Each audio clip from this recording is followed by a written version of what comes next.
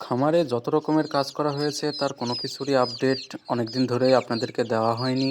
আসলে মোবাইলে সমস্যা হওয়া নতুন বাচ্চাদের জন্য মানে যাদেরকে ব্রুডিং থেকে বের করা হয়েছিল, তাদের জন্য জায়গা তৈরি করা। আসলে হঠাৎ করে আবার শীতের প্রকোপটাও বাড়ছে, যার কারণে যেখানে সেখানে রাখাও যাচ্ছে না দীর্ঘ সময়ের জন্য।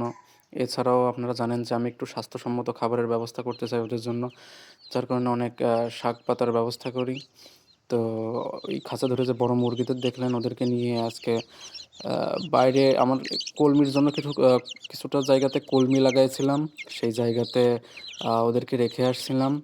তো ওদেরকে রেখে এসে বাড়ির মধ্যে এসে কিছু কাজ করে টরে আবার যাই দেখি যে একটা কুকুর এসে ওদেরকে ধরে নিয়ে চলে যাচ্ছে।